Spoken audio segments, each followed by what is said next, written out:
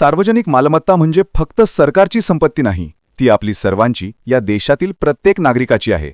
रस्ते, पूल, बस, railway station, सरकारी कार्यालय, सार्वजनिक उद्याने, पाणीपुरवठा व्यवस्था हे सगळं आपण करातून दिलेल्या पैशातून उभं राहतं. त्यामुळे या मालमत्तेचं नुकसान म्हणजे थेट आपल्या खिशाला आणि आपल्या भविष्यास होणारा आघात. अशावेळी सार्वजनिक मालमत्तेच्या संरक्षणासाठी तयार झालेला कायदा prevention of damage to public property act (PDPP) act अत्यंत महत्त्वाची भूमिका बजावतो. या कायद्याच्या अंमलबजावणीबाबत अलीकडेच सर्वोच्च न्यायालयाने एक महत्त्वाचा निर्णय दिला आहे. या कायद्याखाली तक्रार दाखल करण्याचा अधिकार आता केवळ सरकारी यंत्रणा किंवा पोलिसांपुरता मर्यादित राहिलेला नाही. कोणताही नागरिक, सामाजिक कार्यकर्ता, पीडित व्यक्ती किंवा कन्सर्न नागरिक तक्रार करू शकतो. हा निर्णय वास्तवात लोकशाहीला अधिक मजबूत करणारा आहे. गेल्या काही वर्षांत आंदोलनं, निषेध, राजकीय मेळावे किंवा सोशल मीडिया तापलेल्या वातावरणात हिंसाचाराच्या घटनांमध्ये सार्वजनिक मालमत्तेचं नुकसान वारंवार घडत आहे. ट्रेनच्या बोग्या जाळल्या जातात, बस तोडल्या जातात, सरकारी कार्यालयांवर हल्ले केले जातात आणि वाहतूक व्यवस्था बिघडवली जाते.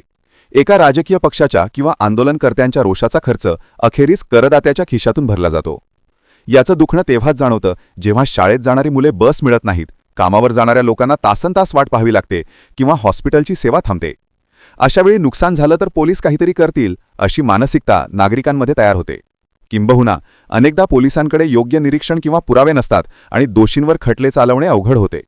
इथेच सर्वोच्च न्यायालयाचा निर्णय क्रांतिकारक ठरतो.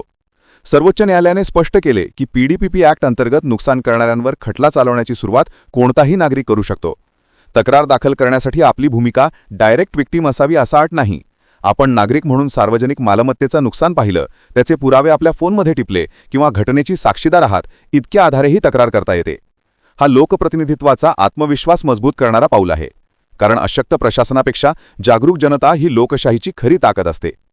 अशा तक्रारींमुळे पोलीस यंत्रणेवरही योग्य पद्धतीने खटला चालवण्याचा दबाव वाढतो आणि दोषींना कायद्याच्या कचाट्यात आणणं सोपं होतं. हा निर्णय केवळ आंदोलनं किंवा जमावबंदीपुरता मर्यादित नाही. अनेक वेळा स्थानिक पातळीवरही सार्वजनिक मालमत्ता नष्ट केली जाते. बिल्डिंगचा वॉटर कनेक्शन तोडणे, सिव्हिक सेंटरच्या वस्तूंची चोरी करणे, रस्ते किंवा बस स्टॉपमध्ये आद्य चुकून पण हेतुपुरस्पर नुकसान करणं, या गोष्टींवर नागरिक आवाज उठवू शकतो. नागरिकांनी तक्रार दाखल करताना फोटो, व्हिडिओ, वेळ, ठिकाण आणि संबंधित लोकांची माहिती जास्तीत जास्त द्यावी. PDPP ॲक्ट अंतर्गत दोषी असल्यास शिक्षा कठोर आहे. 2 वर्षापासून 5 वर्षांपर्यंत कारावास आणि दंडाची तरतूद तसेच नुकसान भरपाईही दोषीवर टाकता येते. म्हणजे तुमच्या करातून दुरुस्ती होण्याऐवजी नुकसान करणाऱ्यालाच भरपाई करावी लागेल. प्रश्न असा आहे की आपल्याला आपले अधिकार माहीत आहेत का? अनेकदा माणसे घाबरून पुढे येत नाहीत.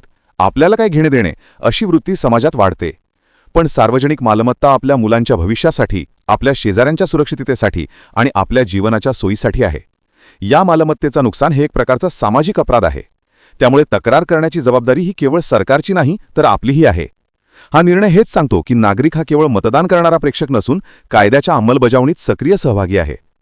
आजच्या सोशल मीडिया आणि स्मार्टफोनच्या काळात पुरावे जमा करणे सहज शक्य आहे. जर तुम्हाला काही चुकीची घटना दिसली ती टिपा आणि कायदेशीर मार्गाने पुढे जा. हिंसक प्रतिक्रिया देऊ नका. स्वबळावर न्याय नको. कायद्याचा आधार घ्या. तुमचं पाऊल कदाचित इतरांना प्रेरणा देईल आणि समाजात कायद्याचा आदर वाढेल.